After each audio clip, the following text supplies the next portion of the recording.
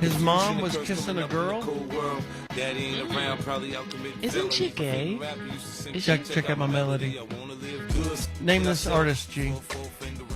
Oh, 50. And 50 Cent. but he did it in correlation with the game. Oh, okay. Yeah. Black History, GG. Black History. Hated to love it, underdogs on top. I'm gonna sound on me, stop. You have a black soul. You know you do. Nowhere so you get to know me. NIL. Name, image, likeness. Quick factoid. Arch Manning. Peyton's son, is that who it is? Yeah. Eli's son? Yeah. He made more money last year at the University of Texas, didn't play, than Brock Purdy, who won the Super Bowl, lost the Super Bowl for the 49ers. That's weird. How is that possible? That doesn't make sense. NIL. Because his nephew, or he's the uncle of Peyton Manning and Eli Manning. That helps out a lot. But anyway, the UT is paying these kids, these hopefuls, so much money. All college systems. That's why. That's why. Yeah. Okay. That's why Saban quit. Because sure. he's like, it's just messed the whole thing up, or we can't recruit right. He claims that's not the reason, but he has to recruit every year. That's what these coaches have to do now, every year, because they can also transfer. And they have all this money because they can get when they go to another school. So I don't blame him. I think these are annual numbers. Paige Buckers at UConn, a basketball player, $1 million a year. Female basketball player, that's awesome. Shadur Sanders, roughly $1 million a year. Deion's son? I've heard higher numbers than that. Who's paying them? The alums.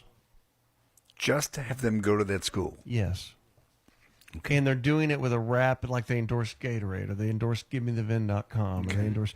So Quinn Ewers, my understanding is he got $3 million to quit after his junior year of high school, skip his senior year, go to Ohio State.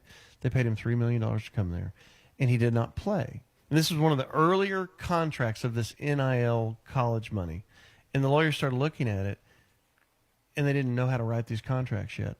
So he took another $3 million from UT, and he left Ohio. Jesus. So it might have been $4 million. Wow. So let's just say he's $6 million in the plus, and he hasn't played a snap of college football, and he's 18 years old. So think about it as a college student now, though. Remember, everybody would leave their junior year, right? They're to ready. go pro to get paid. Sure, that makes sense. Don't need to now. Stay another year. No kidding. Yeah. Get paid. But they don't have to play? I mean, no. Most of them are going to be playing. I mean, they're starters and stuff Right. like that. That's why they're getting paid.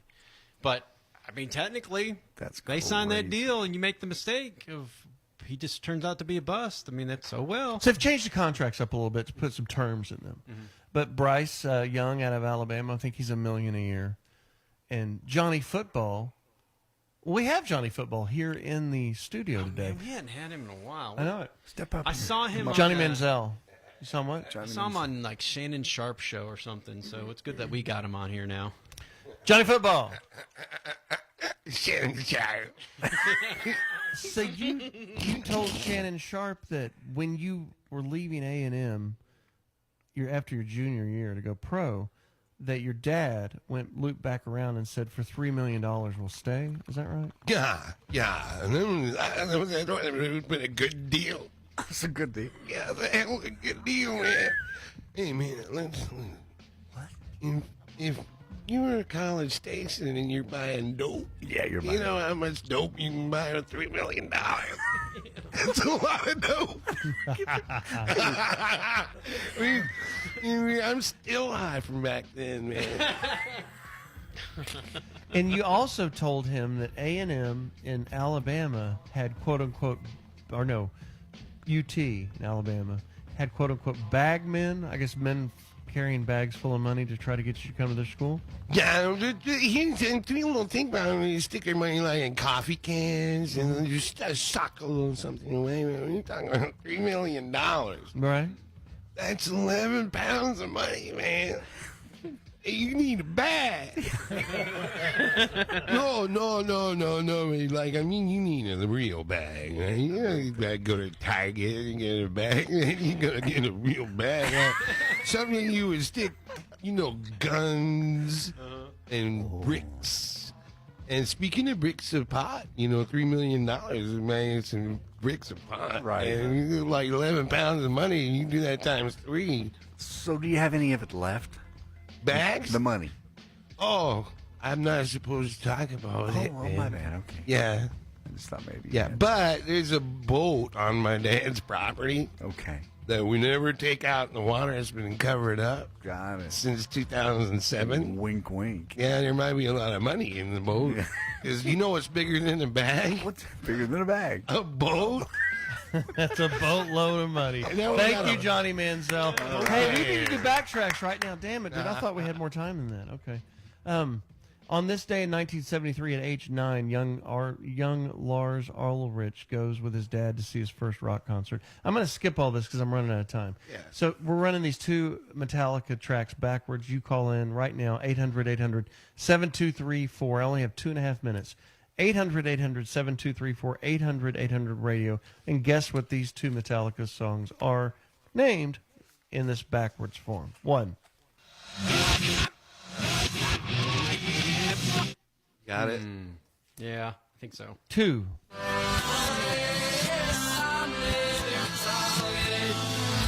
Yeah. That's My pretty easy. favorite Metallica song. That is a great song. Cut 1.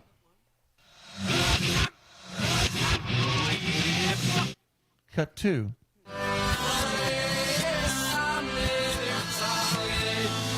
Eight hundred 7234 800 radio. Call in right now and tell us what the names of those two songs are, and we will give you the John Clay Wolf Show prize swag pack. You know what happened to Lars Ulrich? He liked that band he saw with his dad when he was 9 years old so much, he quit tennis. And they say he was a very good tennis player by the age of 8 and 9. Copenhagen. Just outstanding. Copenhagen, right? He quit that, started playing drums. And he stayed a lifelong fan. And when that band, Deep Purple, went to the Rock and Roll Hall of Fame, they were put in by Lars Ulrich, did the speech. On this day in 73, at the age of 9, Lars goes with his dad to see Deep Purple. Is that right? Yeah. It apparently makes quite the impact. He immediately switched his focus from tennis to drums. By the way, the band that made... Did you already read all this? Oh, okay. Yeah, I was just telling you the story. Just said it like But he's a big Deep Purple fan. He's a big Deep I Purple was fan. reading. he literally just said all that. Well, I didn't know.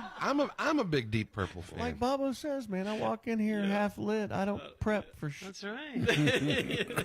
Trying to help you out because I know we're racing the clock on this. We deal are as racing well. are. it, man. We got a little more time than that. Right. So. If Turley hadn't left 8 minutes up for the whole time, then I would have hit it earlier, and I would have got rid of Johnny Manziel We were quicker. doing great with Johnny. Yeah, 800-800-7234.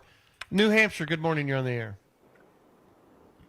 Hi, is it Master of Puppets and 1? No, but you're close. Los Angeles, good morning. You're on the air. This is Erica from East Los Angeles, California, Master of Puppets and Unforgiven. No, but the first one is Master Puppets. Everybody's hitting that pretty close.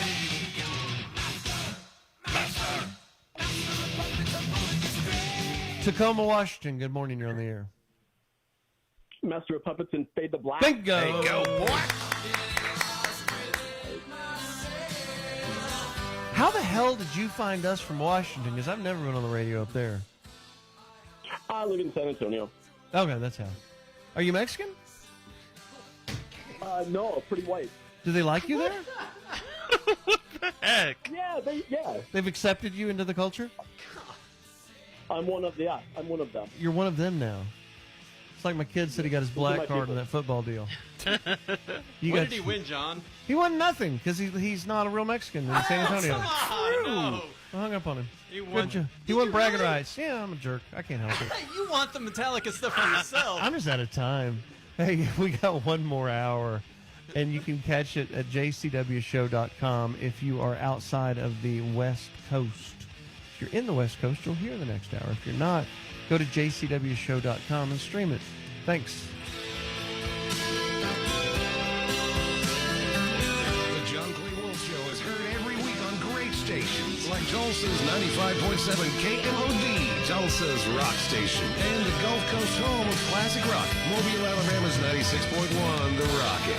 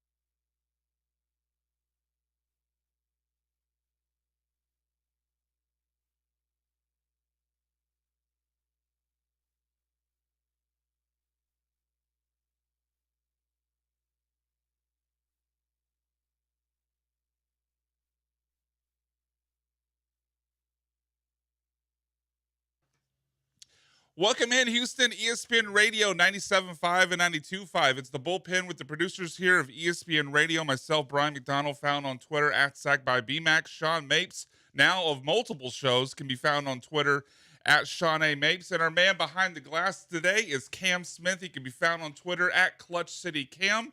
And obviously, just quickly addressing maybe the elephant in the room. Usually we had a third person here with us on Saturdays when we did the bullpen. If you've been paying attention to what's been going on Twitter and all the social medias, I'm sure you've seen there's been a few lineup changes. And unfortunately, Andrew Carlson is no longer a part of the show. I'll speak for Sean, and Sean can speak for himself. But obviously, I enjoyed the hell out of doing shows with Andrew. It's an unfortunate part of this business. I've been through it 2 different times with different media groups, so it's not an isolated thing with just ESPN. But tough day, tough week last week in the media business, and I wish Andrew all the luck, and I'll miss doing shows with him. Yeah, no, second everything you said. Andrew, obviously, incredible producer, incredible person to co-host the show with. Taught me a lot as a producer, so yeah, it's very sad to see him go. Obviously, Josh Beard, Michael Connor as well. Yeah, I will say though, silver lining of Andrew Carlson no longer being here, I no longer feel like really terrible about my physical fitness every time I walk into a room with him. Guilt-free ice cream is I'm not saying you make me feel better, because certainly I'm not trying to say you're out of shape slob. You and Cam are both in good shape, but Andrew made me feel really bad about myself. He didn't try to, but but when you see him with the giant Tupperware thing of boiled chicken, and white rice, the gallon of water. Yeah. I was like, man, it's gonna be a lot more. I'm gonna go ahead and chow down on this sweet and spicy burger from Whataburger. I feel really bad about myself. It's gonna be a lot more peanut M&Ms on this show now, without the guilt. Yes, guilt-free M&Ms. All right, so. Anyway, let's move into the Houston Texans, and it was interesting. I was looking up topics for the Killer Bees this week, and I stumbled across this piece that was posted on from CBS Sports, and it was about Micah Parsons and what he thought about what the Cowboys needed to do to improve this offseason to get past that that plateau that they never seem to get past with Mike McCarthy and with Dak Prescott. And as I'm reading the article, I wasn't sure, if we could make it work for Houston. But as I'm reading the article, and Micah Parsons talking about, we need to do this and we need to do that to improve the Dallas Cowboys to get over the hump and get, to a Super Bowl, obviously, hopefully for them. as I'm reading, it's like, you know what Micah Parsons is talking about for the Cowboys is exactly what the Texans need to do. So it was very, an unlikely source and very odd to get this blueprint from the star Cowboys pass rusher. But as he laid it out, I mean, if the Texans followed this same path, I would be very happy with it. And I'm going to lay out what he said and have you weigh in and see what you think here, Sean. So what Micah Parsons wants the Cowboys to do is 3 points. He wants them to add a bigger linebacker. He wants them to get a nasty 330-pound interior defensive lineman and bring back Tony Pollard. And the quote that Micah Parsons had, and this was from his visit on the Stephen A. Smith, I believe is the podcast that Stephen A. Smith has. He said, I look at every team that was in the Final Four. Who did they have? Who did Baltimore have? A great linebacking core, right? Who did San Francisco have? Great linebacking cores. And they came along. We need to get bigger at linebacker, and I say we need to get a super 330-pound nasty interior lineman. And then he goes on later to talk about how Tony Pollard was affected by the injury recovery early in the season, and he thinks he can bounce back. So as I'm reading that, and I'm thinking back to the conversation we had in previous weeks about what D'Amico said immediately after the season, where he wanted to do like basically 2 bullet point things. He wanted to improve the run game, and he wanted to get better with the defensive front. I'm thinking, okay, linebacker, nasty 330-pound defensive lineman, bring back Tony Pollard. That sounds a lot like what D'Amico Ryans would like to do if he had his wishes. Yeah, and you even go a little bit further, and I think Michael Parsons mentions Chris Jones by name. Yeah, he mentions Chris Jones by name and just the impact that he had on the Chiefs. Yeah, just basically moving the line of scrimmage and taking away the San Francisco run game. So down to the same exact person that the Texans would potentially, in theory, have the ability to sign. Yeah, the top of the market guy that, I mean, I know on the Paul Gallant show, we singled out Chris Jones as like this guy, and then when he went on parade, where'd you guys stand? On pro Chris Jones, because obviously it's going to be expensive. Yes. Joe George yesterday, when he and Freddie D were hosting a show together, said he'd be willing to give Chris Jones 3 years, $100 million, which is it's a spicy take because that is an expensive contract for a guy who's 31, 32. Yeah. Either way, he's definitely over 30. So he's not like he's gonna be 30 next year. Oh, he's 30. Okay, well, okay, that helps a little bit, but still 30. Yeah. As a guy in his 40s, 30 is very young, but for NFL football players, not as much. No. So like if let's take Joe's proposal here, 3 years, $100 million. Will you still be in on Chris Jones? No, at that point? I'd be trying to. I'm not negotiating against myself in this scenario. Are you going to try to convince Chris Jones to give you a hometown discount? You got relatives that live here, right? He's from Houston, Mississippi, but he's from Houston. He's from Houston. Close enough. Yeah, come back to the H that you've never lived. That you've never lived in. The H of Mississippi. Yes, exactly. I mean, I find that kind of interesting because I feel like if you're bringing him in, that means that you're replacing him or replacing Grenard with him. But I feel like you could give Grenard the same amount of money for another year or two. So it's kind of like, why go with an older player for less time when you can get a guy who's on the rise for a couple more years? And then not to mention, improve the run game. Like, obviously you want to do that, but they were like 6th or 7th in run defense. So I feel like passing defense would be more of an emphasis this offseason. Yeah, it's interesting. That's an interesting angle on it, Cam. I mean, obviously Chris Jones and Jonathan Grenard, play. They're both on the defensive line, but different positions. Edge rusher versus interior defensive lineman. But I guess my answer to that, why would you go with Chris Jones over Jonathan Grenard, would just be like Jonathan Grenard's done it pretty much one time. Like, he's had one super impactful season, whereas now we've seen Chris Jones be the best player on the defensive side of the ball for 3 Super Bowl teams. So certainly there's a longer track record there. Where would you be on that, Sean? If let's say in this hypothetical world, the cost on Grenard, the cost on Chris Jones is the same, who would you choose? I'd go with Chris Jones, mostly because I think he's better than Jonathan Grenard. That's the simple answer. And you can get more creative with who you put on the outside on the other side of Will Anderson, because Will Anderson is going to take up so much attention going forward. In theory, since Jones is on the interior, you could put them right next to each other. Yes, and then as an offensive line, like how do you block that? Yeah, and you also talk about the run defense with Chris Jones. I mean, you have to remember he's also pretty good as a pass rusher as well. So that to me, I mean, that's why Chris Jones is on the Kansas City Chiefs and he makes big plays that wins them Super Bowls, is because he's a super good player that can do a lot of things very well. And the Texans need a guy like that. That's how I'm viewing it, is they need one kind of big ticket guy. Like, they're going to spend a lot of money on one player, Yeah, for sure. one blue chipper this year, whether it's bringing back Grenard, whether it's bringing in a wide receiver,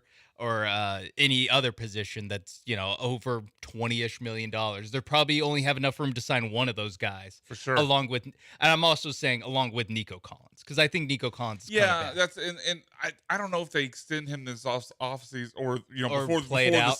Play it out. We'll see. I mean, I would like for them to get a contract done with Nico before the season, but I think they would probably wait till after the free agency process, after the draft, so that way they know what they're working with. But yeah, on specifically, Cam brought up like the run defense and their rank last year.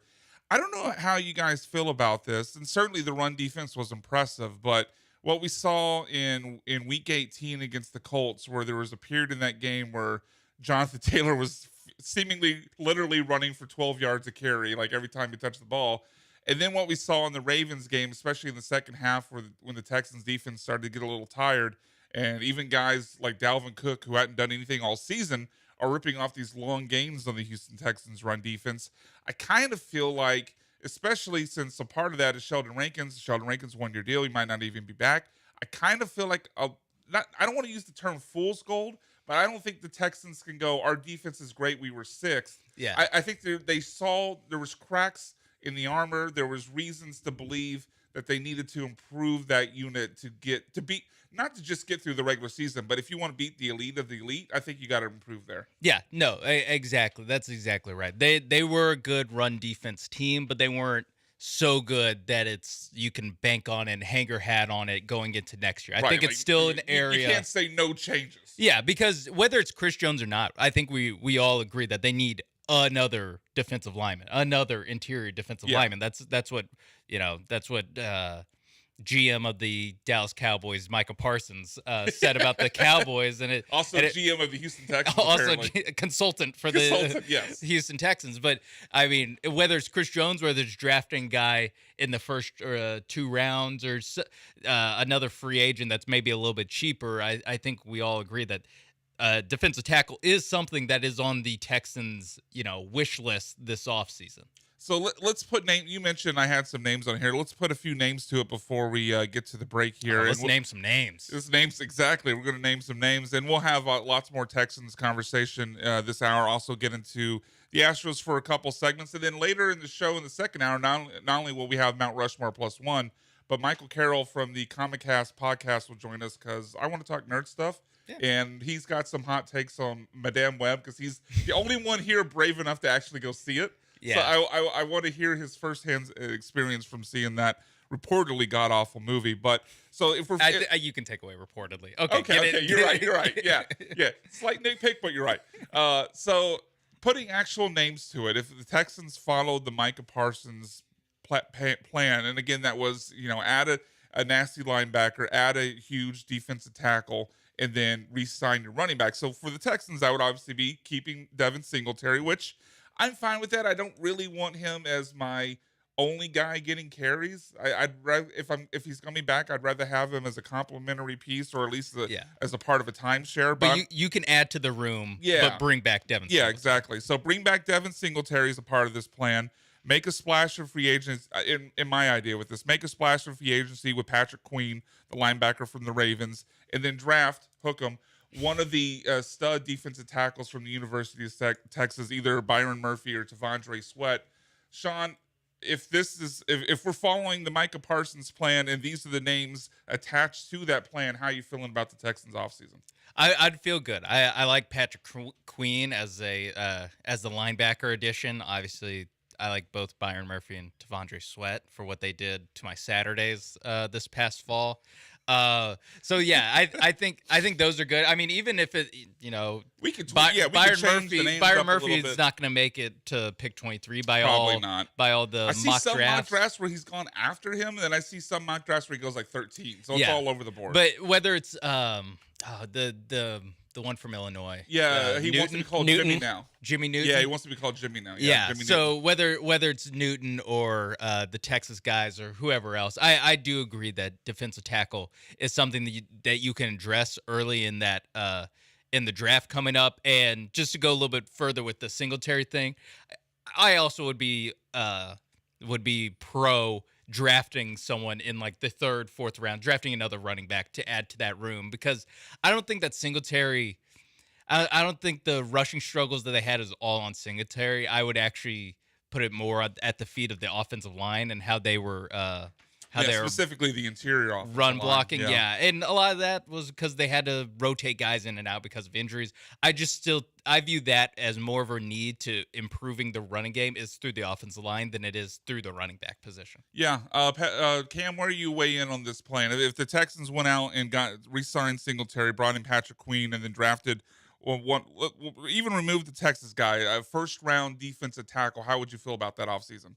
I think it'd be a good one, and I kind of to what y'all were saying, Murphy being gone. Well, Sweat is easily going to be there in the second round. So even if you don't go after D tackle in the first round, you can go after another one in the second round, or like Chris Jenkins from like Michigan. But what I kind of wanted to add on, because this just kind of popped out yesterday, was Miami released Howard, the cornerback who's actually from Houston. So there's like a lot of push to try and go out and sign him as well. Yeah, it's a name I kick around. I guess it would depend on what he wants, because he's over 30 now, and put you put whatever stock you want to in the Pro Football Focus grades, but his performance, at least by those metrics, has slipped a little bit over the last couple seasons. So it'd have to be a team-friendly deal, but I at least have the conversation. Yeah, well, if you go after a running back in the draft, what are you going to do with Pierce? Pierce. I mean, he's out of there. I mean, if not out of there, you need a third running back. Yeah, I don't know. if not out of here, cheap. I'll just say he's not in my plans for running back as far as a meaningful contributor to the backfield. He's not in my plans to give carries to. Yes. But I'm okay if he occupies the third slot because he's cheap. Yeah. So yeah, my running back room of the future, because I don't know if we're gonna get into the Saquon Barkley drama. Yeah, we will. Okay. Yeah, well, I'll just say I am good with Singletary. Cheap, either rookie or veteran, and then Andrew Beck as my rushing attack going forward. Then Dameon Pierce. Gotcha. All right, so let's got to give Andrew Beck the goal line touches. That's all I'm saying. Okay, hold on. Time out. Look, I just wanted to trigger you. Look, I love the Longhorns too, but doesn't mean we have to support Andrew Beck. Doesn't sound like it. All right, we're going to carry the Texans conversation over to the other side when the bullpen returns, and get into one of the bigger name free agents that could be on the market for the Texans to add. And this one has Houston ties as well. That when the bullpen returns on ESPN 97.5 and 92.5.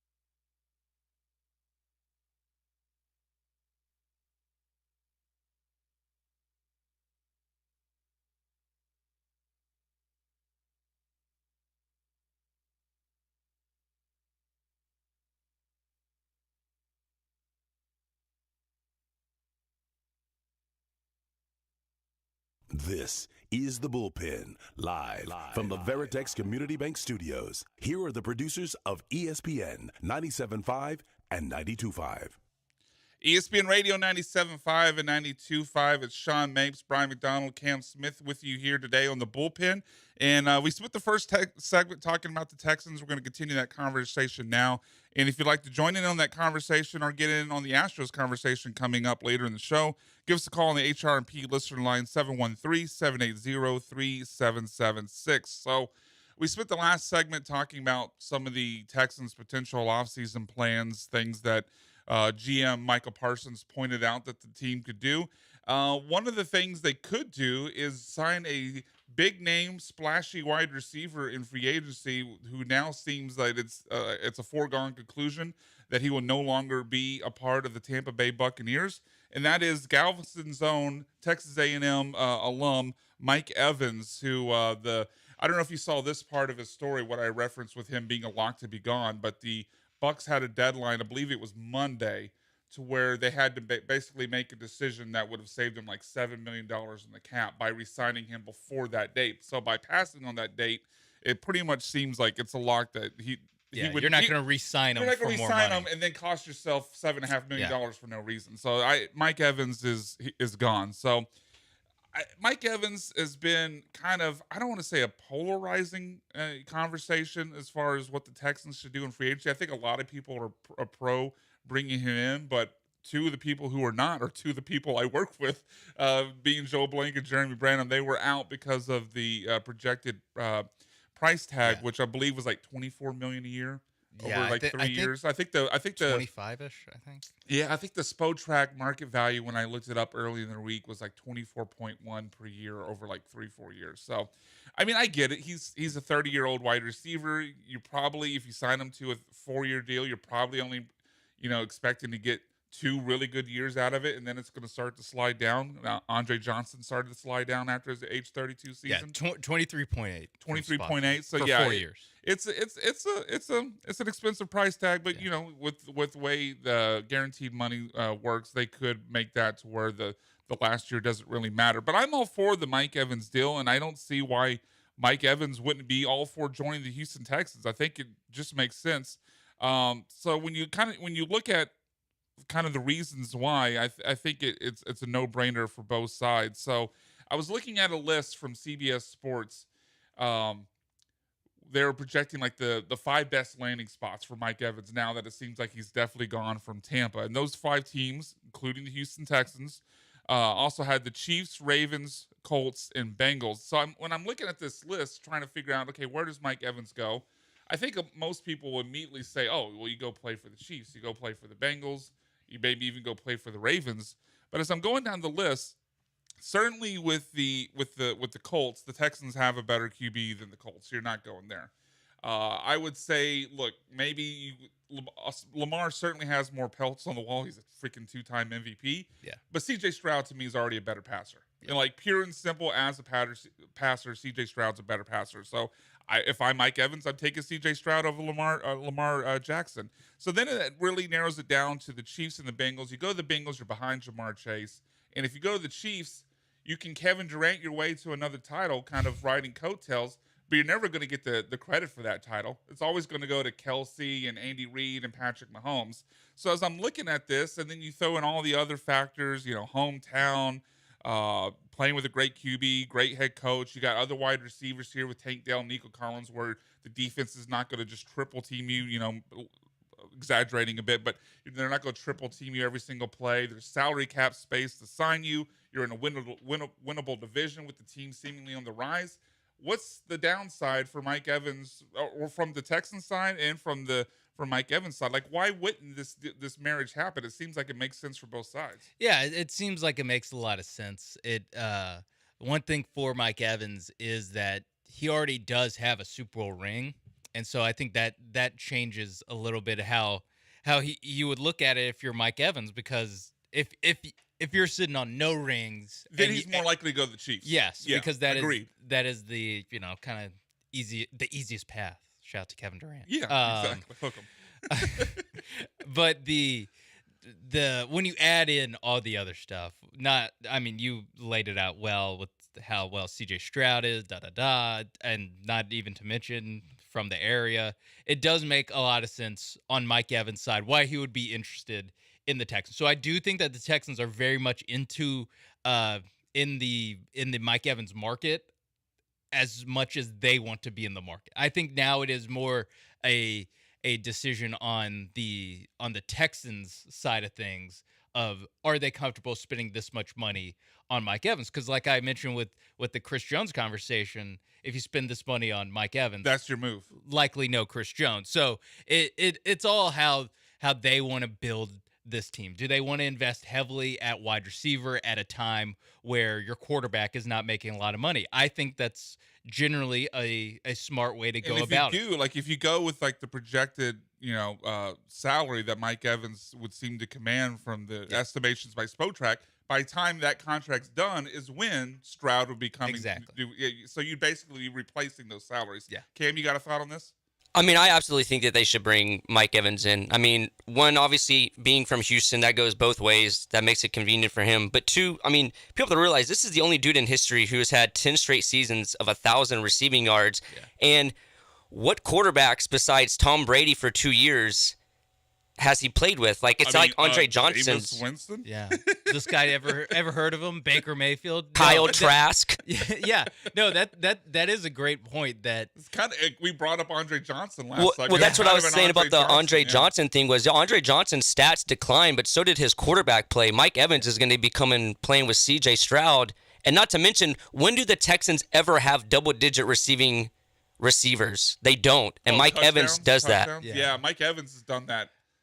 Of his 10 seasons, I would guess at least 6 times. I know, including this last 5 season. times. 5 times? Okay, that's pretty close. Yeah. Including this last season. I mean, there's no, like we talked a couple weeks ago about, there's no noticeable decline in Jose Altuve's game despite his age. There's no noticeable decline in Mike Evans' game right now. Yes, big time agree. Because when you compare him to other wide receivers, other younger wide receivers that may be on the market or wide receivers of his same age, he's the guy that I feel the most comfortable at of what you're going to get because he's literally done it every single year. He's been an NFL pro no matter what else is around him. Yeah, he's played on good teams. He's played on crappy teams in Tampa. He always, again, put up 1,000 yards, a good number of touchdowns. So, yeah, Mike Evans checks all the boxes for me. I don't know if it's more of a question, and I'm not 100% there on do I want to spend that money on the wide receiver position. It's not a Mike Evans question. It's not like Mike Evans versus wide receiver X or, the mystery box wide receiver. It's more of Mike Evans versus an edge rusher versus Chris Jones versus something Patrick like Queen, that. Somebody, yeah. So it's an interesting point, and I don't disagree with that concern. Like, but part of the thing that I've heard in the pushback on Mike Evans that I disagree with was that, hey, you got Nico, you got Tank, you're fine. Well, okay, great. What happened when Tank went out last year? Yeah. Then you're suddenly scrambling, like, oh my God, we have nobody to throw to. We're having to put John Mechie and Xavier Hutchins out there for really important snaps, and they're not getting open. Yeah. Like this idea, even if you can guarantee me that Tank and Nico are healthy, play, let's say even 16 games, because no one plays 17. Let's say they play 16 games each. I would still want Mike Evans because you need a third target for them to throw to, especially if you don't re-sign Dalton Schultz. So, and then obviously it helps to have the insurance if he gets hurt. So I like it from that aspect. You need the third target. And I also would say, like, if you agree with that mindset, the Texans have to add a wide receiver. I'd rather add Mike Evans, maximize his window right now, than draft a receiver at the back end of the first round. And there's some talented names in there like Brian Thomas, obviously Adonai Mitchell, but I don't have any confidence that they would come in the 2024 season and contribute at a major level. Whereas I know Mike Evans in 2024 you don't have to wait on him. So if you're going to add to the wide receiver position, I think the question is how much do you want to spend, not necessarily should you add somebody. Because Mike Evans, to me, I would rather go down that path than take a receiver at 23, and obviously instead take something else like pass rusher or interior offensive line or cornerback at 23. Yeah, I think I'm more I see drafting a wide receiver as a more viable thing, just because we see it all the time with especially the first round guys, even the second round guys that get drafted in recent years. Yeah, Justin Jefferson was the second round pick. Jordan Addison this past year as well. JSN in Seattle. These guys walk in. They, if they're in pretty good situations like these guys were, and like anyone who gets drafted by the Texans, any wide receiver that gets drafted by the Texans will be in a good position, because we mentioned Tank Dell as, well, you have Nico Collins and Tank Dell. Tank Dell was a third-round pick, rookie wide receiver, and we're already talking about, and he has the physical stuff, too. Yeah, it's not so much that it can happen. I feel like Mike Evans is 100%.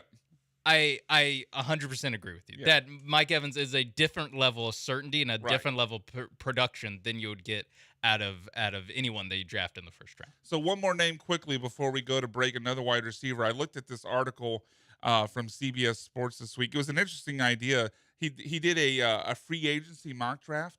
Or the draft, I know it was a little not bit how free agency works. Yeah, exactly. It was an interesting exercise to just read, and some of his picks I thought were a little wonky. But basically, your draft order was determined by the projected salary cap space you had. So the team with the most had the number one pick, so on and so forth. But anyway, the Texans, who were picking 7, he had them selecting or signing in this case because it's free agency, Hollywood Brown. Hollywood Brown, its projected market value was $14 million per year over 4 years, so about $10 million less than Mike Evans. Plus, he's 26, so about 4 years younger than Mike Evans.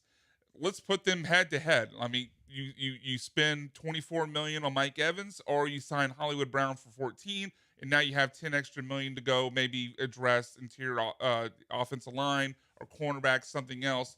Which direction would you go at if presented those two options? I would go with Mike Evans, mostly because OU sucks. Obviously, and also because I'm wary of a wide receiver room where you're depending a lot on Marquise Brown and Tank Dell. On both of them. Now, I've heard Hollywood Brown is great at blocking between the tackles. Yeah, exactly. Well, buddy, get ready. No, get ready to block for Andrew Beck, Marquise Brown. Again? We've had 2 segments. You brought up Andrew Beck in both of them. Hey, it's the Texans offseason. It's a big name. We brought up C.J. Stroud in both of them. One of these things is not like the other. I just have questions about the size and investing that much in two receivers. A lot of games. Two receivers that are that small. And yeah, I understand the Tank Dell's injury was more of a freak accident thing, but Marquise Brown has a longer track record of getting hurt and missing time. So I would just that's why I'm not interested in getting to the Marquise Brown business, no matter what the price is. Basically, I'm just not on the Texans. Yeah, certainly the missed games is a big concern, especially if that's like your kind of splash, or basically that would probably be the only major way you address the wide receiver position if you made that move. So that would definitely be concerning. All right, we're going to carry over the Texans conversation into the next segment when we get back here on ESPN 97.5 and 92.5.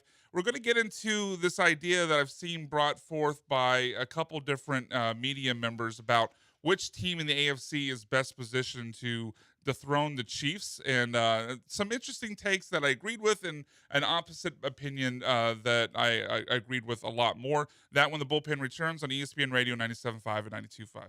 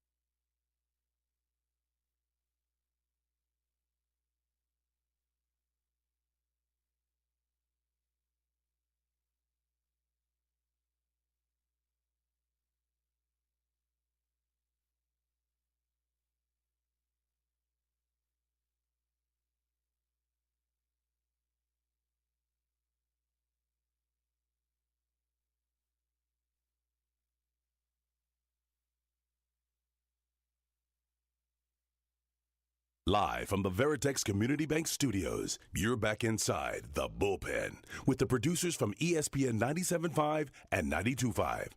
Wait, who let those guys up here? Security! That's them right there. Right there. Welcome back in Houston. The Bullpen continues now on ESPN Radio 97.5 and 92.5. Just a quick programming note before we get back into the conversation. We will be on next week. There's no Aggies basketball conflict next week, but the following week on March 9th, the Aggies have a game at 1 o'clock. So that means the pregame starts at 12:30, which means Sean and I will not drive up here to do a 30-minute show. No. So no show on March 9th, but thank you for joining us. You can find us on Twitter. I'm at Sack by BMAC. Sean is at Sean A. Mapes, and Cam Behind the Glass is at Clutch City Cam. If you want to join in the conversation, give us a call on the HRMP listener line, 713-780-3776. And Sean has some information about a new way you can watch us here at ESPN Radio. Yes, you can watch us and also get in the conversation because we've made watching to your favorite sports station even easier. We're officially streaming on the ESPN Houston YouTube channel every day, like today. Now you can easily watch and listen anywhere and everywhere. Listen every day and like us. Click our YouTube subscribe button. That really helps. It matters. It helps us know that you're listening and makes it easier for you if you're going to listen every day it'll pop up right at the top if you're subscribed to us. You, like I mentioned, you can get into the conversation with the YouTube chat, and Chris Mabasa is not into the idea of bringing in Mike Evans, too much money, and he says bring back DeAndre Hopkins instead. Did you say Chris Mabasa? Yes. I know that guy. Okay. All right. He's an Eagles fan. What does he know? No.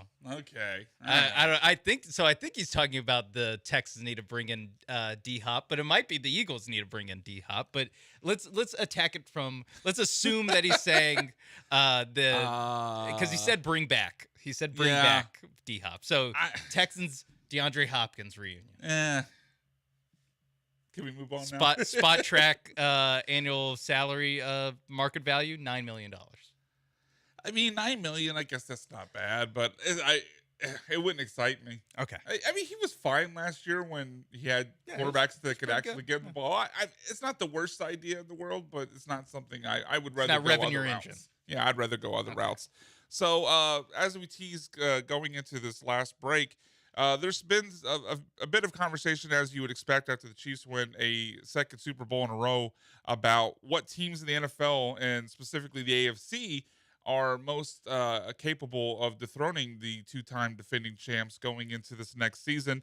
And I was looking at an article from Yahoo Sports, and they did this for both the 49ers and the Chiefs, being kind of the dynasties of their two conference, so to speak, although the 49ers haven't, I have to use that loosely because they haven't won a title. They're the dynasty of their conference. They're like the Buffalo Bill dynasty of, No, they're the dynasty of the NFC.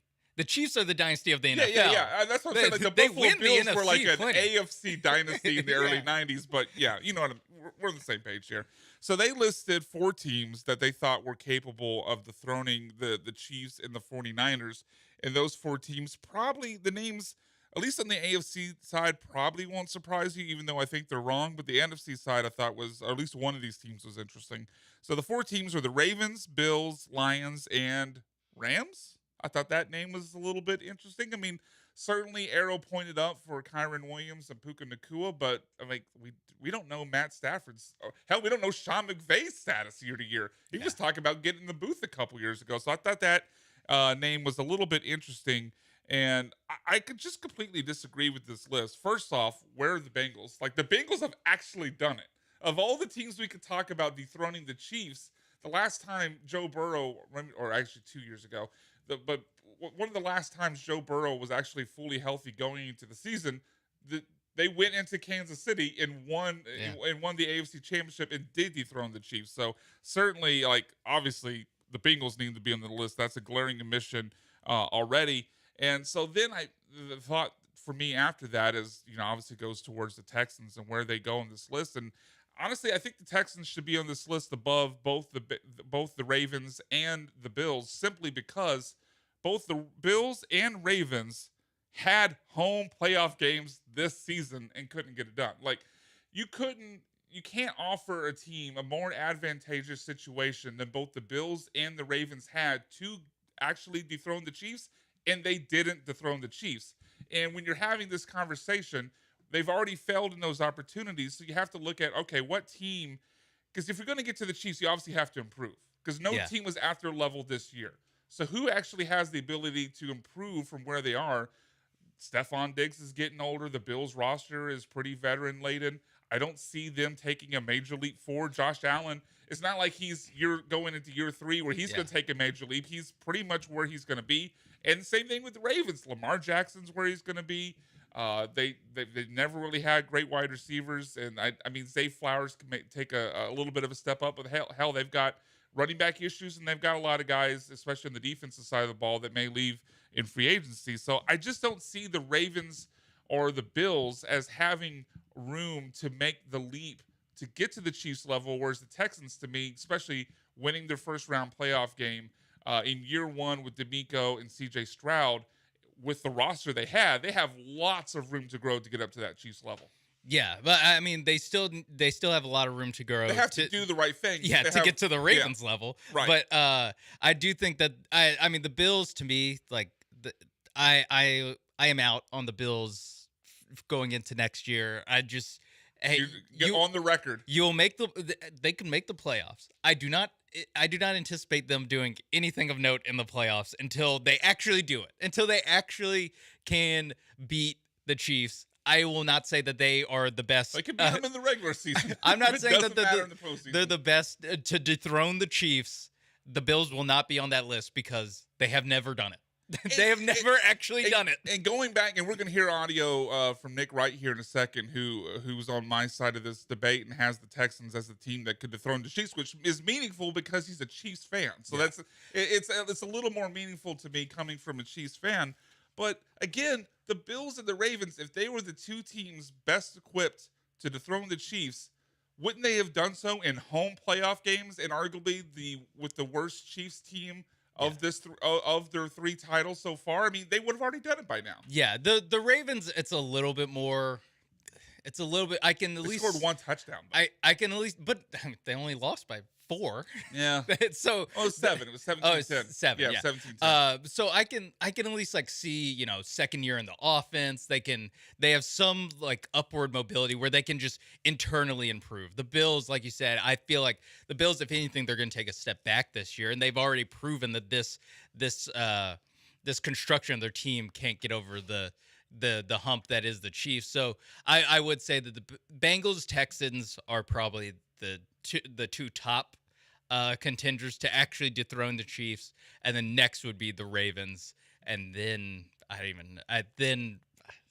big question mark. It's a question mark. mark. Yeah, it's a big question mark. Like, let's hear from Nick Wright right now of FS1 on why he believes the Texans will be the team that is most capable of dethroning the Chiefs.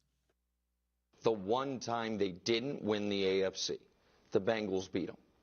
But I don't think it's the Bengals. I think it's a team that can follow that blueprint, which is consistency at the coach and coordinator spot, superstar quarterback, has drafted really well, and can overspend in this free agency period because they have the quarterback so cheap, and that's the Houston Texans. Joe Burrow was in year 2. They had drafted T. Higgins. They had drafted Jamar, or they were drafting Jamar that next year. They have Tank Dell coming back. Slowick didn't go anywhere. I think DeMeco's excellent. Yeah. They have their left and right tackle in place. They got to spend money on defense like Cincinnati did, right, and then maybe they can take a big leap. So my answer would be Houston, because they can do win now stuff that doesn't hurt them long term because CJ's so cheap over the next 3 years. And that's the key point. I mean, we rattled off a lot of reasons why the Texans could be that team, but it's the best asset in all of football is a great quarterback on a rookie contract. Like the Texans, going back to the Mike Evans conversation from last segment, the Texans have a lot of flexibility to make big moves because they're not having to pay C.J. Stroud, top 3, top 5 quarterback money right now. So, yeah, I don't see I agree with you, Sean. To me, I would still put the Bengals one because they've done it. Yeah. I mean, yeah, you have to. They've actually done it, And they're bringing back T. Higgins. and they're bringing back T. Higgins, who they've It's a announced bit- is going to get franchise. That tag. was like the biggest question mark. They're bringing him back. Yeah, so. they're bringing him back. Jamar Chase is back, who also was injured a bit last year, along with Joe Burrow. So I would put the Bengals one. How they're not on this list from Yahoo Sports, I have no idea. And then I would put the Texans too.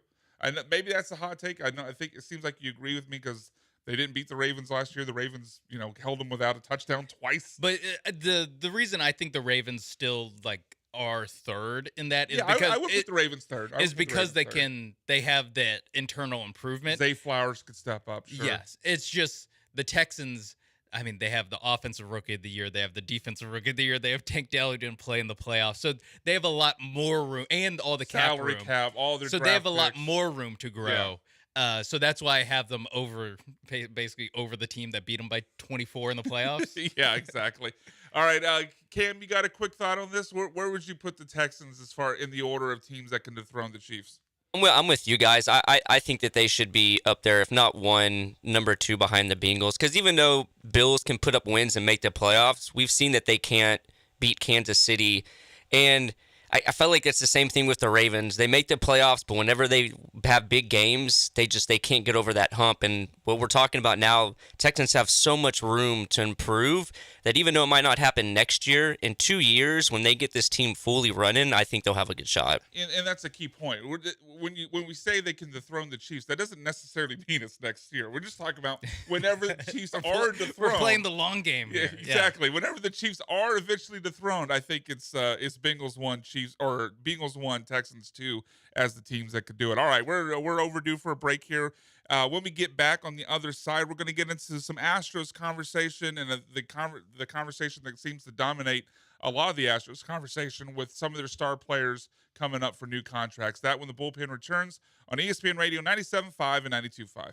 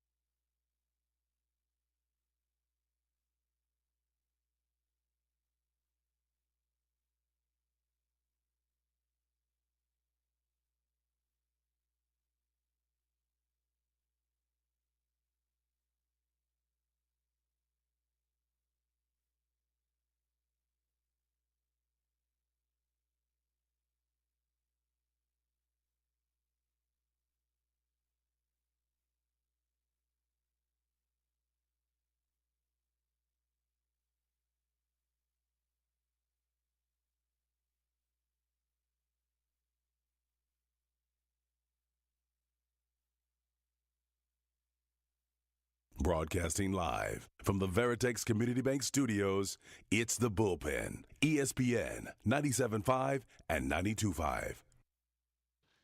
Welcome back in ESPN Radio 97.5 and 92.5. It's The Bullpen with Sean Mapes. I am Brian McDonald, and Cam Smith is behind the glass. If you want to join the conversation, give us a call on the HRP listener line, 713-780-3776.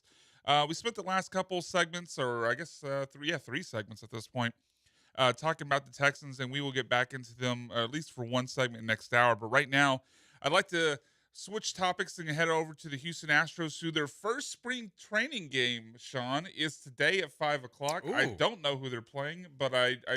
Washington Nationals. Oh, that makes sense because they share the spring training facility. Of course, why wouldn't it be? Yeah, that makes perfect sense. So, Ronel Blanco taking the bump for the Astros. He'll go up against Patrick Corbin of the Corbin, of the two Nationals. guys who will not be the opening day starters for their team. I cannot say that for sure for the Nationals. Oh God, is there I haven't even looked at the rotation. It can't be that bad. No, they have that kid that was the top prospect for Josiah Gray. No, that's not who I'm thinking. He was the top prospect for the Padres. It doesn't matter. Okay. Let's not get bogged down in the weeds. But no Nats talk. No, Nats talk next segment. I got to make sure Cam has time to prepare his notes for the Washington Nationals. So we'll get to it next segment. But no, so I think a lot of the conversation around the Houston Astros, other than who's making the team, has certainly revolved around who's going to get re-signed, who's going to be let go, and some of the big name players, because it seems to be damn near half the team filled with big name players coming up for new contracts soon. The Astros already took care of Jose Altuve, but one player they haven't taken care of yet, and I'm convinced at this point they will not take care of him. He will hit free agency next offseason.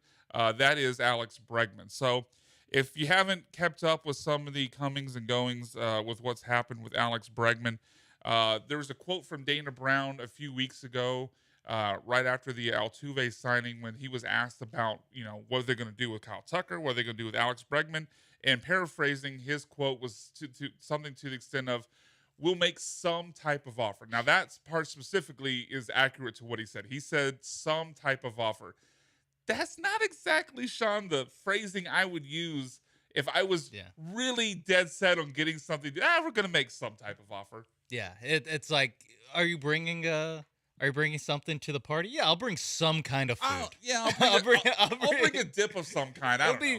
Oh, Thanksgiving at your place? Yeah, I'll make some kind of turkey. Exactly. It's like,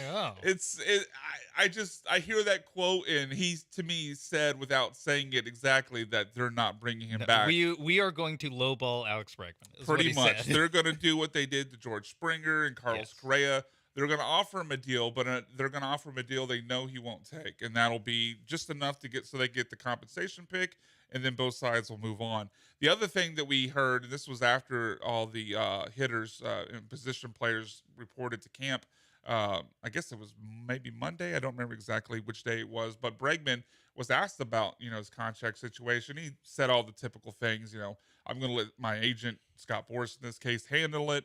I'll let those guys talk it out. But he was asked directly, specifically at the end, have the Astros offer you the contract? And he said no. So to me, it's not like this date of Alex Bregman's looming free agency has crept up on the Astros. They obviously knew this was coming up. They knew it was coming up for Jose Altuve, and they got a deal done. So if they are talking about, I'll make some type of offer, but at the point where he's going into this last season, they've made zero serious offers. I just don't see what reason there would be to believe that the Astros have any serious intention on bringing him back. No, it seems a lot like the Carlos Correa free agency, where there were offers. They were not serious offers to Carlos Correa, and it took Carlos Correa signing $200-300 million deals that go up in smoke in his free agency, and he still got a deal that was like roughly a little bit better than the Astros deal. It was close. It was close. So I think that this is nothing new for the Astros. We're very used to. Hell, they did this with their former general manager. Remember the whole thing with James Click? Yeah, with James Click, Jim Crane did something similar. It's like, well, we're going to offer you a deal, but it's like, oh, it's like $1 million. Like, you want to come back? It'll be Like, after- well, no, I don't want to come back. After you win the World Series. Yeah. It's like, hey, here's this minimal deal. Like, oh, you don't want to take it? Oh, man, I'm sorry. Couldn't make it work. Sorry. Yeah, couldn't make it work. We agree to disagree. Yeah, so I think that's what the Astros are setting up to do. And we had someone call in to the bench this week and say, why not John and Lance, sir? The John and Lance, and they said, why not trade Alex Bregman? Well, the reason you don't trade Alex Bregman, as opposed to let him walk for nothing, is the fact that you're trying to win the World Series this year. Even with all this being said, they still, I think, according to Fangraphs, have the third best World Series odds. Yeah, worst behind the Braves and Dodgers. Yes, at worst. Yes, so top in the American League. Right, exactly. So I that's why you don't trade, because even with Alex Bregman, there's still a chance that you can win the World Series. And if you trade Alex Bregman, there's no way that you're getting a third baseman at this point. No, that can replace. You're going to be starting somebody that's never played at the major league level. You're making yourself worse this year for no reason. So, like with Garrett Cole, like with George Springer, like with Carlos Correa, you bring him in for one last ride and see if you can win a World Series. Yeah, so, and look, as I've gone through this process of like, okay, well, he's clearly gone. I started off kind of like, disappointed, but then you look at 7 stages of grief. Yeah, basically. Yeah, I think I'm through it at this point, because I think what got me through it, I looked at the projected market value from Spotrac for Alex Bregman, and it was at what is it? So yeah, 9 years, $286 million. I like Alex Bregman and Cam Way on this too. But I don't like Alex Bregman enough to pay him 9 years, $286 million. He's a good player, but he's going to age 30.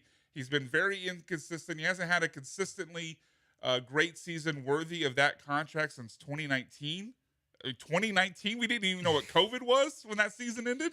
So I'm not giving Alex Bregman, going into his 30s, hasn't had a great season since 2019. I'm not paying you basically a Bobby Witt Jr. contract.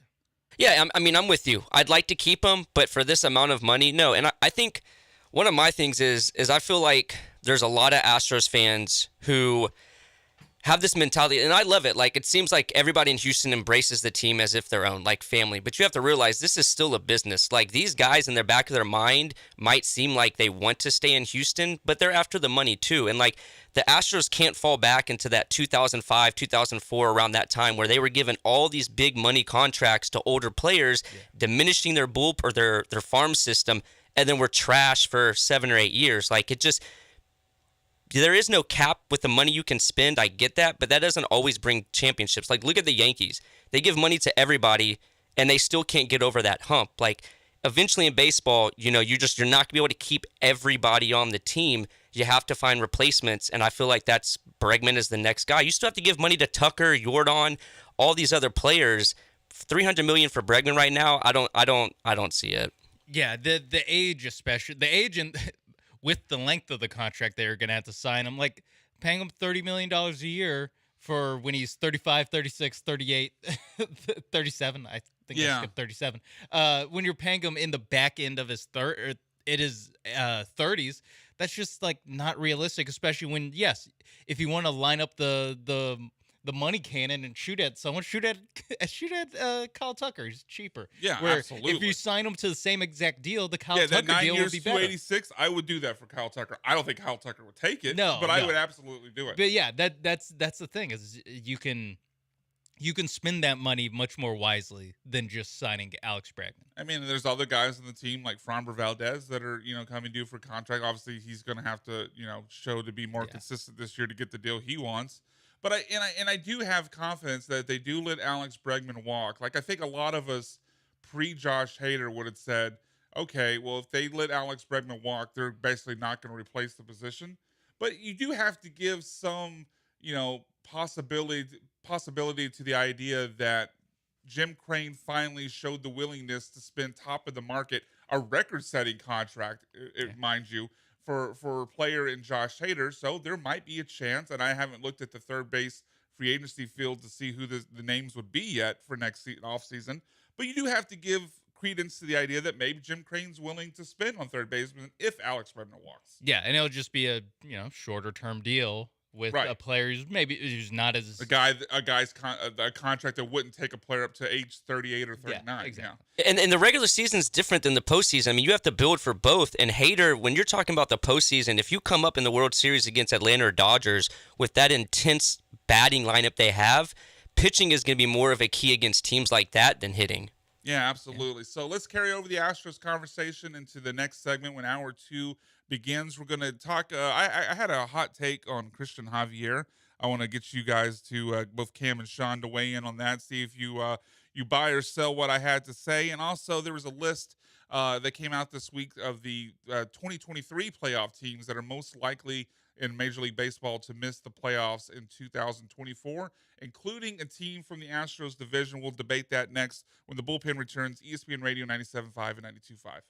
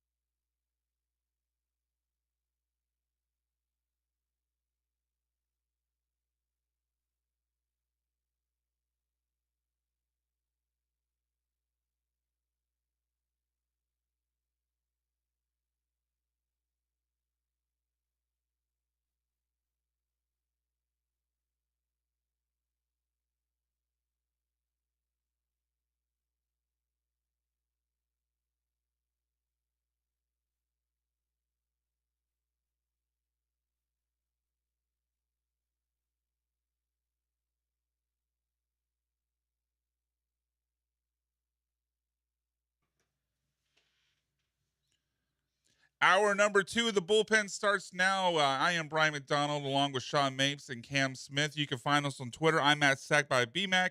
Sean of multiple shows now here at ESPN Radio 97.5 and 92.5 can be found on Twitter at Sean A. Mapes. And Cam is on Twitter at Clutch City Cam. And we're honestly a little bit distracted right now because Houston and Baylor is in quite a nail-biting game here. Houston was up, I think you said 16 and a half, Sean? Yes. And it's now just a 1-point game with 16 seconds left, and Houston at the free throw line. So interesting things. I mean, the Big 12 basketball is just so good. It's a shame that, like, I love the move to the SEC as a Longhorns fan, but certainly the basketball season won't be quite as fun, although SEC is not a terrible conference. Alabama's good, and there's a few others. But, man, Big 12 basketball right now is fantastic. So we spent the last segment talking about the Houston Astros and wanted to bring up something else that was kind of not directly related to them, but it involves a team in the AL West that they went down to the wire with towards the end of the season, and that is the Texas Rangers. There is a list on CBS Sports of the 2023 MLB playoff teams most likely to miss the playoffs in 2024. And the Rangers, along with the Twins, Brewers, Marlins, and Rays, which I agree with most of those names, were on the list of teams most likely to miss the playoffs. Man, it is getting tight there. It's tight now, tied at 69-69. Nice. I think Baylor's shooting free throws. I think it was an and one. Oh, yeah, you're right. You're right. Oh man, I was Andrew Carlson. I'm glad Andrew Carlson would not be able to concentrate on the show right now if he was still here. There's 0% chance he's listening to the show. No, not right now with this game going on. There's no chance. There's a 0% chance he would be listening to the show if he was on the show with it. Yes, it would have been the same result either way. So, yeah, I don't know what you think of this list, Sean, but I definitely agree with the Twins, Brewers, and Marlins. I think they're all very likely to miss the playoffs in 2024 after making the playoffs last season. The Rays, I could certainly see it. They did lose Tyler Glass now, but the Rays are just one of those teams. I don't even really try to look at the roster. They just somehow find a way to witchcraft their way into playoff appearances basically every year. So I still think they'll make the playoffs. Yeah, you're bought into the organization. Yeah, exactly. But the Rangers, now obviously the Rangers offense basically completely intact, and Houston holds on to win 72-69. Wow, that was quite a finish there. Scott Drew's upset about something. There might be some drama down here still to play out. I'm not sure. But the Rangers, their offense looks. Okay. Hold on. We got a buzzer beater. Did he get the shot? He did not get the shot. We're going to off. overtime Sorry, in Waco. Cam Smith. They're going to overtime. He did not get the shot off. We'll keep you updated. Yeah, we'll keep you updated. But the Rangers offense, nearly intact, should still be one of the best in all of Major League Baseball. Maybe even like top three. They have some young guys who could take a step forward. But that pitching staff, I mean, you don't know when DeGrom's getting back. You don't know when Scherzer's getting back. Jordan Montgomery hasn't signed anywhere. They didn't make any major additions to the bullpen. How they lost Aroldis Chapman. The bullpen wasn't even that great last year. So I could see a case where the Rangers missed the playoffs. What do you think of the idea of that possibility? I think it's certainly a possibility. I mean, same thing with the Rays and the AL East. You have to look at the AL West in a pretty similar way, where you have three teams that all expect to make the playoffs, and that's very hard to. When you play each other that much, it's very hard to get the amount of wins. The Rangers would have been what, like 2 games from missing the playoffs last season? Yes, something like that.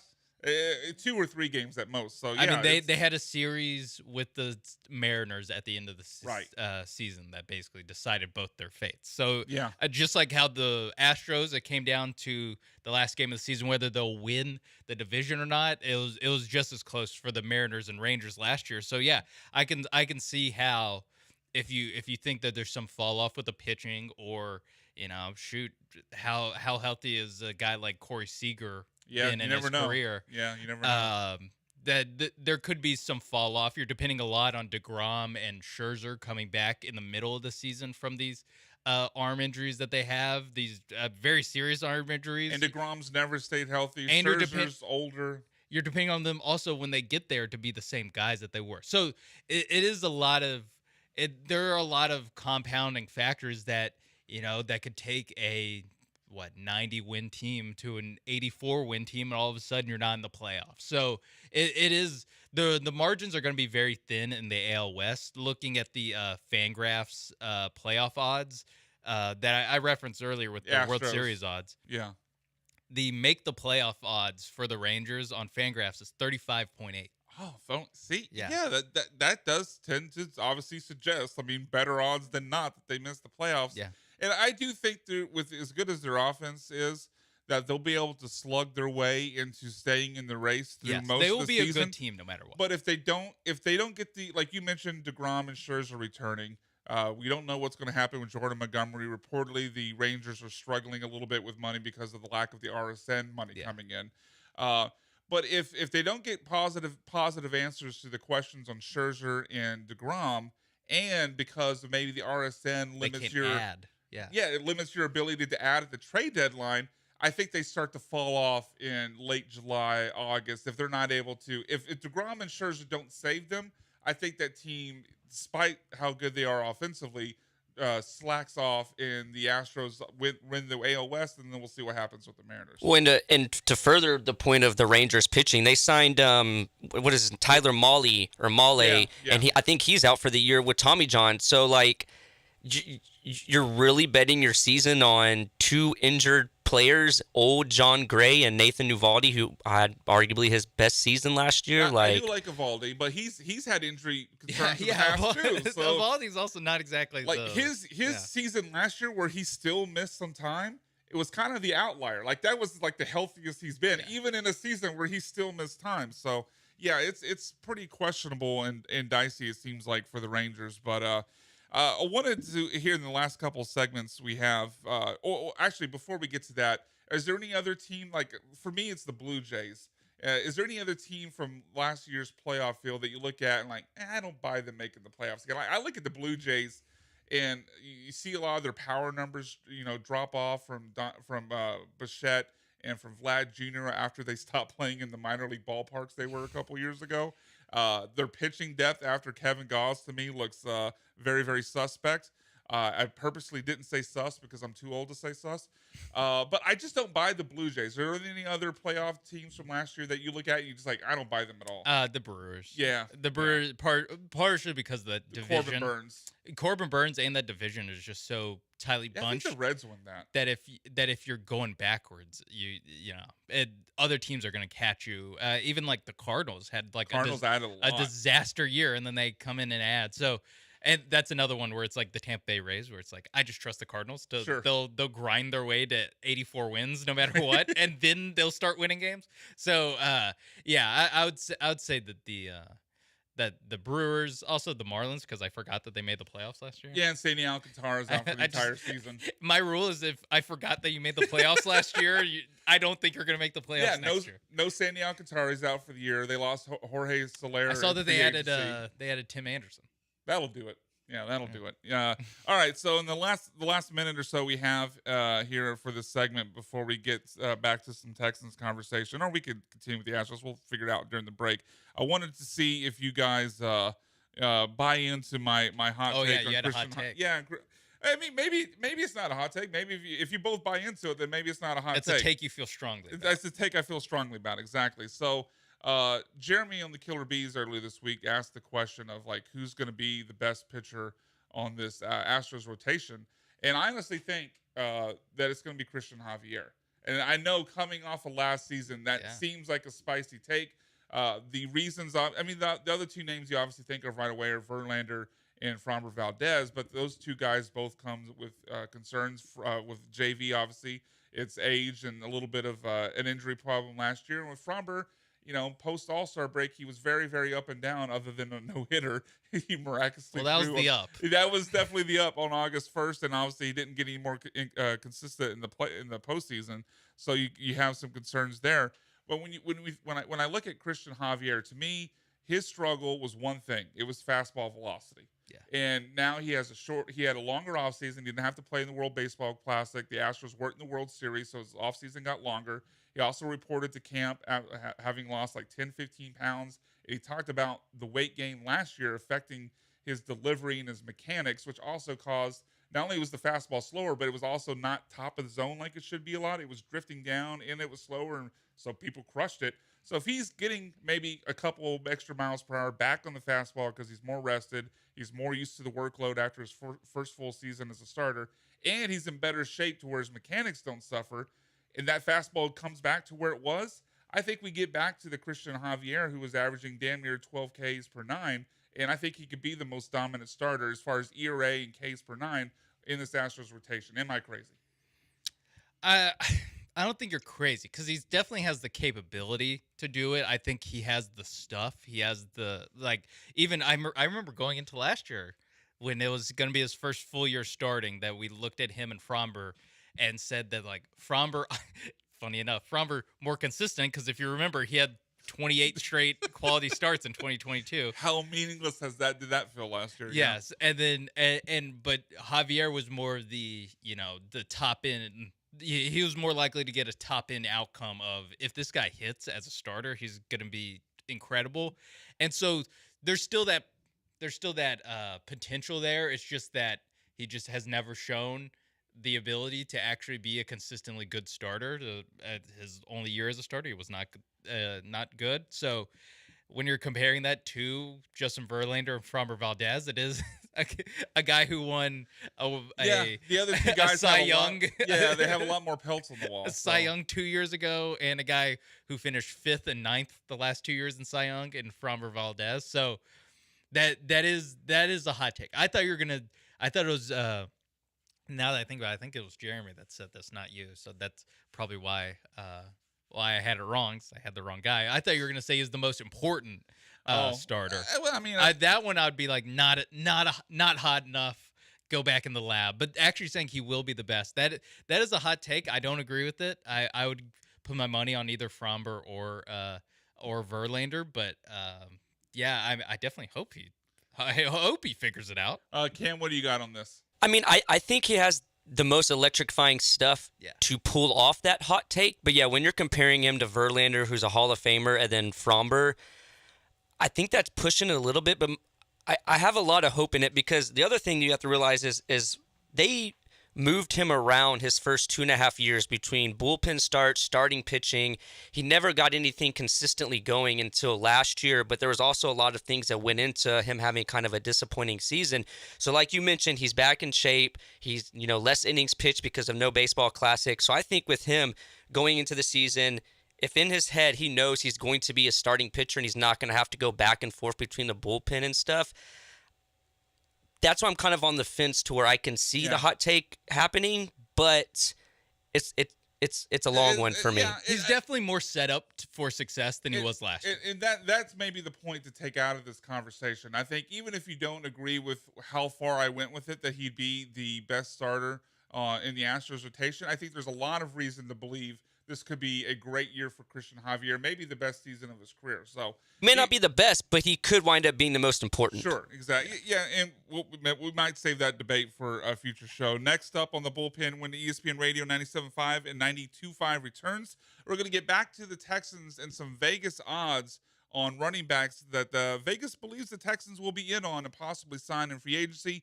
That and more when we get back on ESPN Radio 97.5 and 92.5.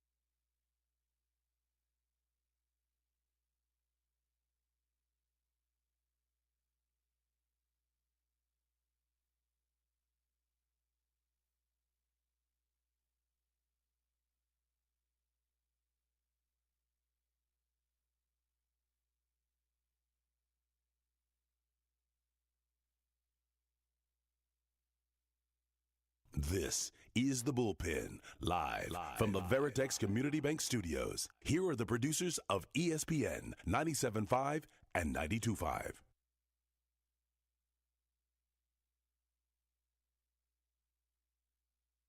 ESPN Radio 97.5 and 92.5. Shout out to Sean Mapes for stopping me from cursing on air. Yeah. Cam Smith almost had to hit that dump button, but he knows where it is because last time we did a show, I did curse on air accidentally, and that was fun and a good time for all of us, but I hope to never do that again. Welcome back in ESPN Radio 97.5 and 92.5. If you have any thoughts on what we talked about with the Astros or what we're going to talk about here with Texans and free agency, give us a call on the HRP listener line, 713-780-3776. So the Texans, I was looking at these Vegas odds, and these were coming from betonline.ag. It's an email that a guy named Jimmy Shapiro sends out multiple times a week with different Vegas odds on wide-ranging topics. He has even WWE odds coming out every time, which I usually avoid because spoilers basically. But in this case, he had odds for where different top name free agents in the NFL would go during free agency, and the Texans were on a lot of these lists except for the quarterbacks for obvious reasons. But for the wide receivers, they were pretty far down. So Vegas doesn't seem to think they're going to spend big in free agency on wide receiver. But there were 3 running backs to where they had odds that seemed to suggest they're at least going to be lobbing a phone call. They're at least going to be in on the conversation and kicking the tires on it. So I'll start with the least likeliest and then go to the most likeliest according to Vegas and betonline.ag.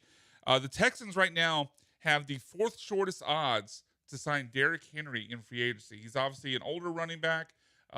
Looked a little bit worse than he had in previous years last season, although you could attribute that to quarterback play, offensive line play, which we saw was dreadful in those 2 games against the Texans. But what would you think about the Texans signing Derrick Henry? I'm not a fan.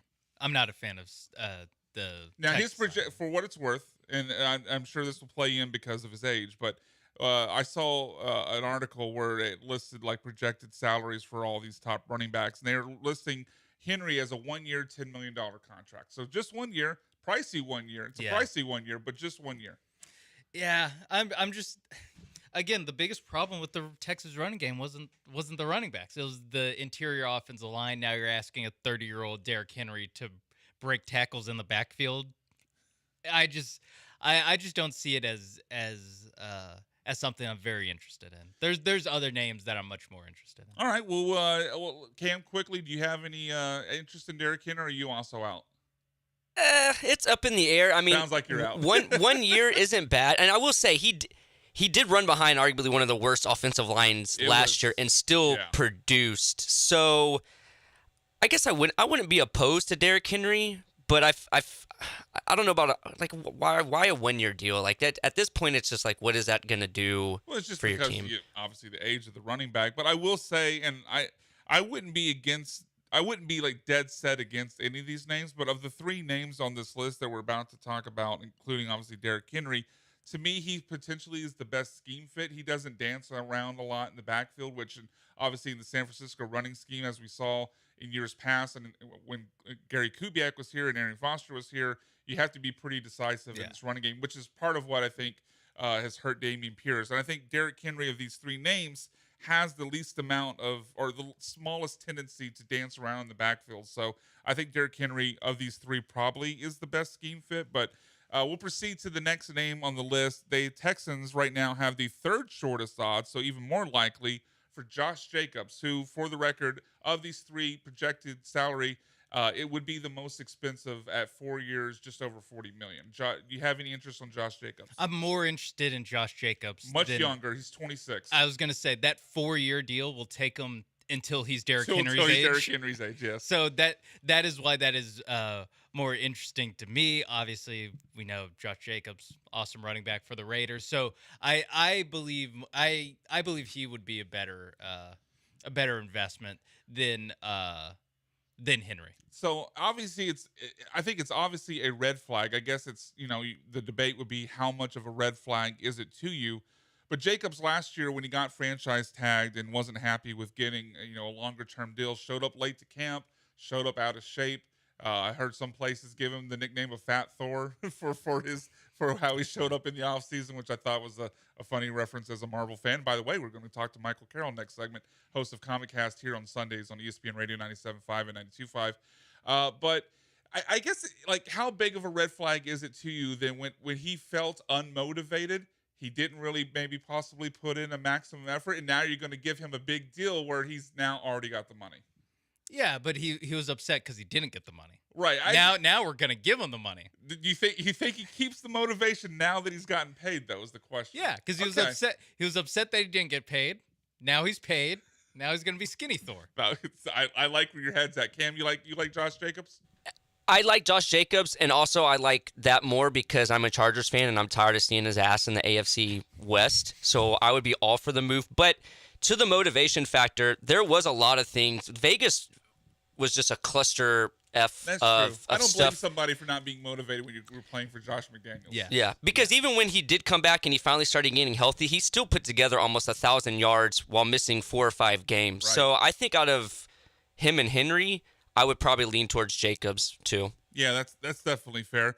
And I will say, if you're willing to invest, Jacobs is this way, and so is the next name of this list, which we'll get to in a second. If you're willing to invest money in running back like you'd have to with these names, I'd feel better about investing in a name who could be on the field on third down. And Jacobs, along with the next name on the list, are both really good receiving backs, whereas Derrick Henry, although he can do things with the screen pass, he's not like an actual third down back. Yeah, you couldn't split him out, right? He could catch a screen pass and do some things with it, but you can't split him out and use them in the receiving game the way you can with Josh Jacobs. And the next name on this list, who Vegas has the Texans as the odds-on favorite to sign, Saquon Barkley.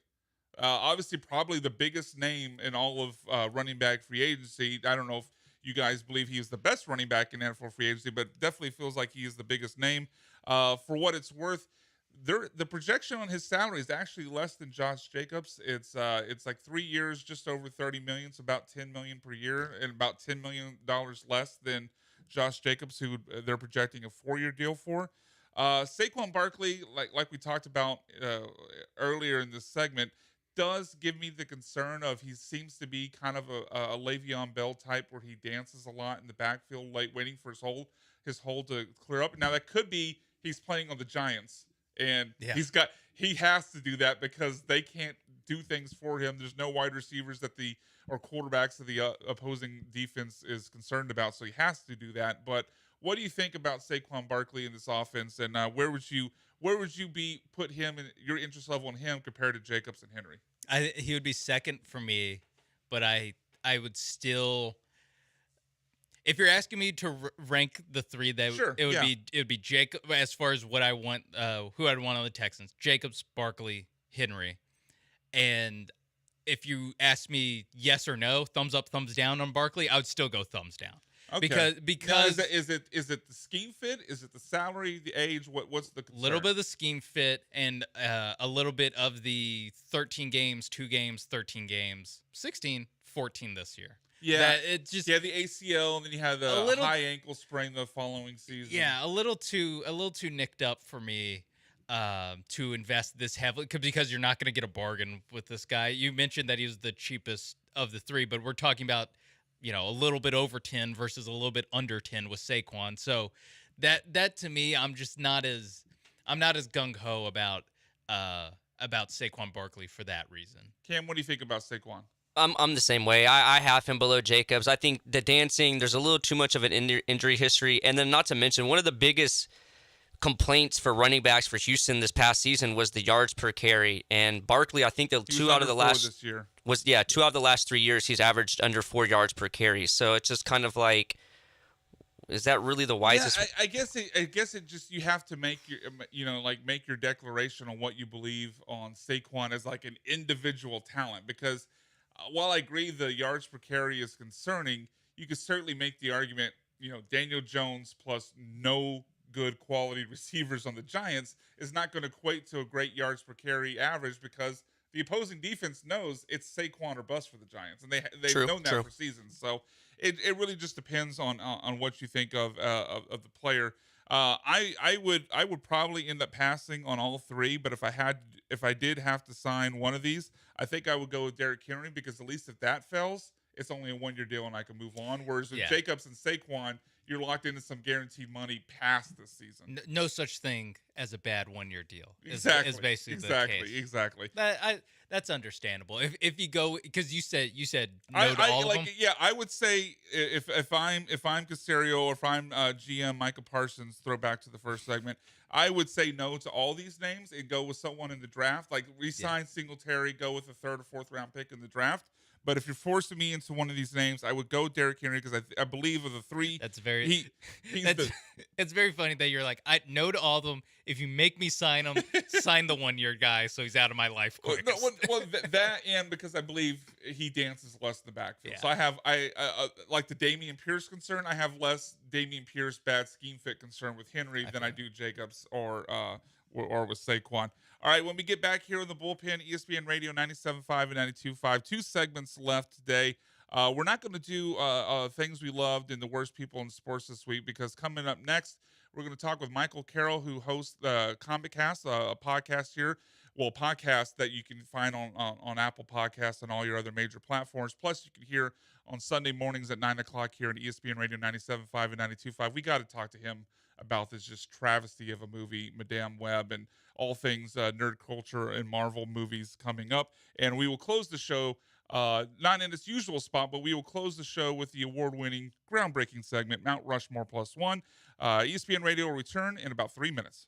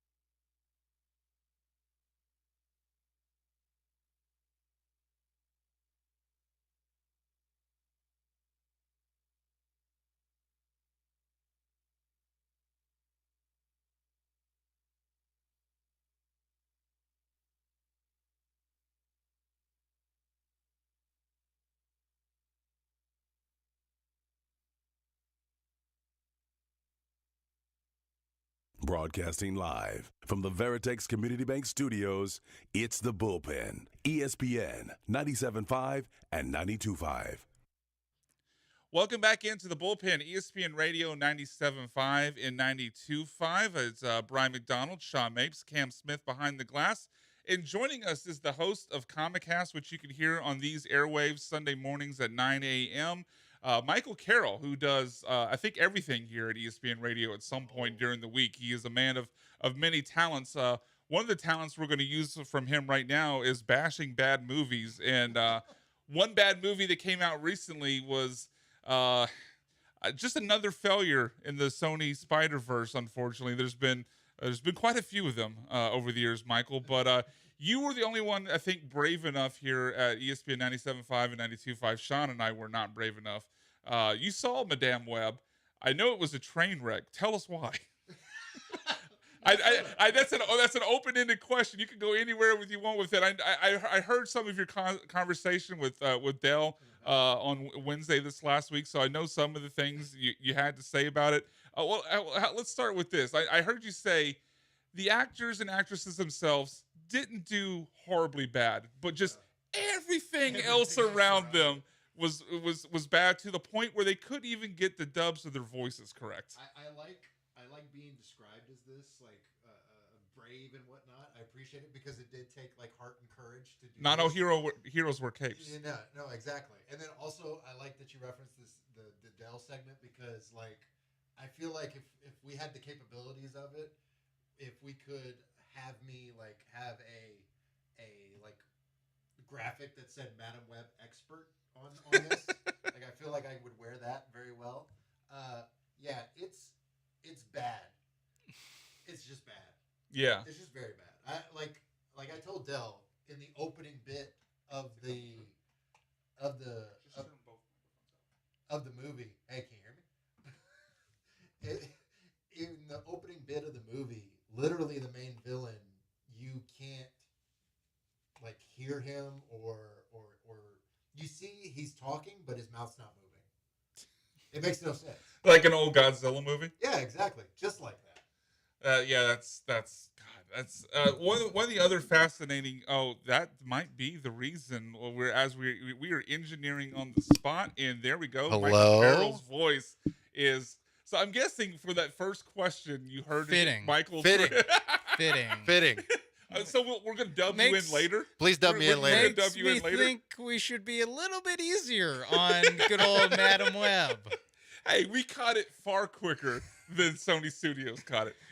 So shout out to us. But basically you're talking about they paid so little attention in the post-production process that they literally had mouse moving at not just one spot in the movie, but multiple spots throughout the movie. Correct. Mouse moving with no language coming out, and obvious like redubs where they go back in and revoice it, but then the lips movement doesn't sync up with the words. Yeah, they did it a lot with the main villain. I don't know why. I don't know what he did, but they recut a lot of his Did he have wording a flash specific. situation were they unsure? Was it like Bane where his mouth was covered? And no, it wasn't even that. Like literally, like in the first frame of the movie, not the main character, but one of the characters is in the center of the frame, and the villain's behind her. You could see his face in the back of the frame. It's not like it's in dead center, but it's pretty close. Yeah, and he's just standing there, closed mouth, but he's uttering these words. Yeah, the spider in the Amazon, blah blah blah blah, whatever he's saying.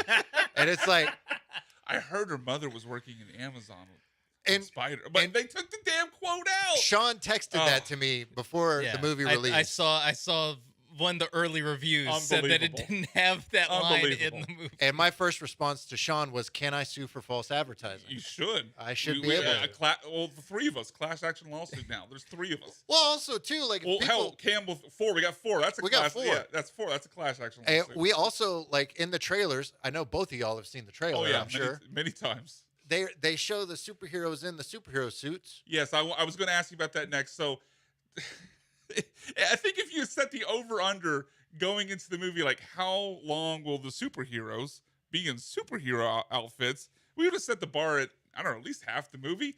Michael, how long were they in superhero outfits? About 30 seconds, like to a minute. I absolutely about as long as it took for me to figure out the microphone thing. Yes, exactly. I loved your comparison when you were on with Dell because you're absolutely right. I think it's a conversation you and I have had about this movie. Sean, I don't know if you've seen it, but the Assassin's Creed movie that came out with Michael Fassbender 10 years ago. Well, not 10 years ago, but maybe 2016, I believe. 2016. Okay, so 8 years.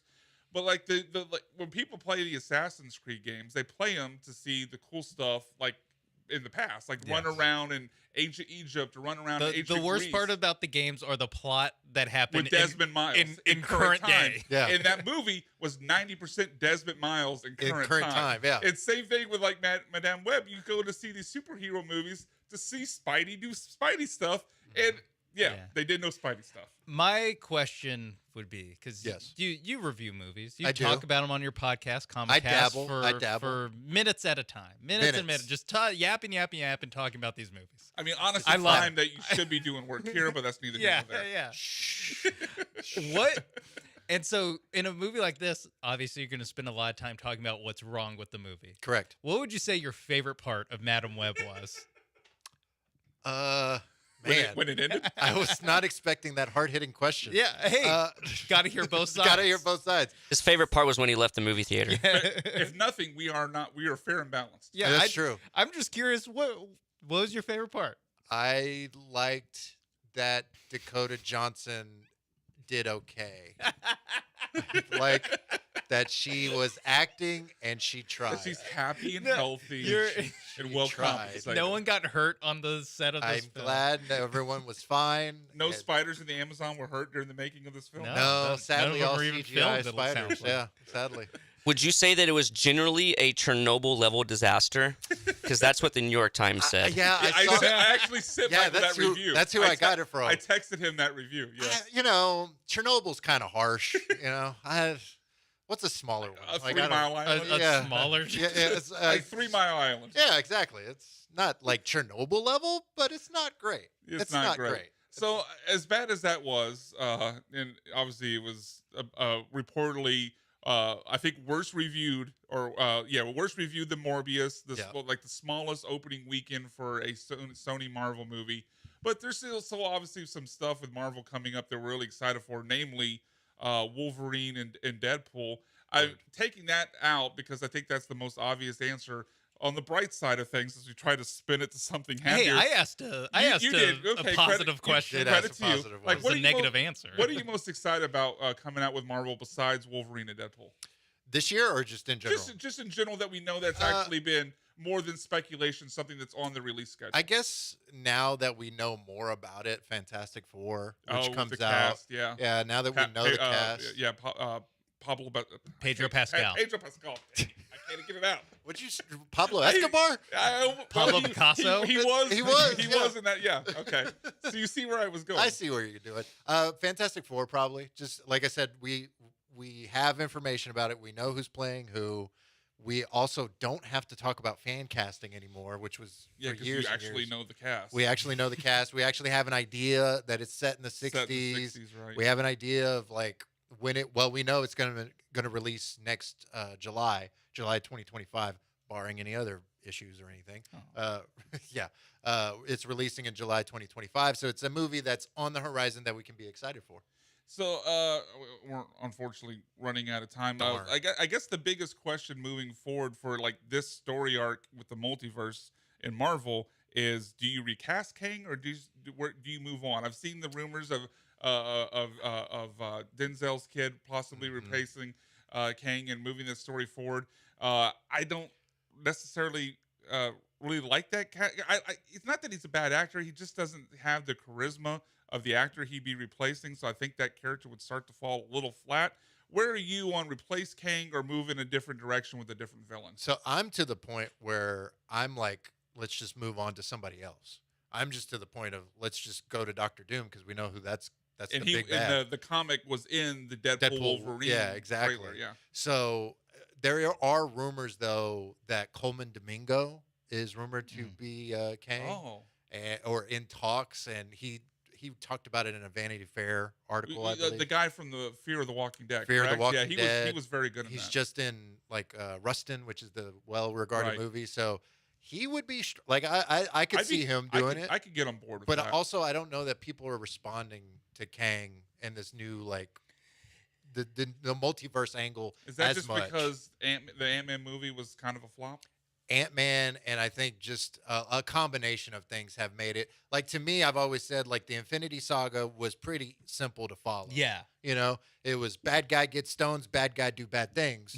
Bad guy win. We get stones back. Yeah, we get stones. You know, that was easy. But then when you got, like, Kang, it's like, bad guy kind of dead, but not really, because there's another universe with this bad guy. And and he could be bad, but he could be good, but you don't know. But this one has a metal arm, so he might be okay. they all look it's the same. Yeah, and they kind of look the same, but they kind of don't. But it's a whole thing. And now this one looks like a pharaoh. Why? Yeah, We don't know. I don't know. I can't And tell now- you. And now this one looks like John David Washington. Yeah. Things change. You never know. Yeah. So I think it's harder for. Plus the amount of content.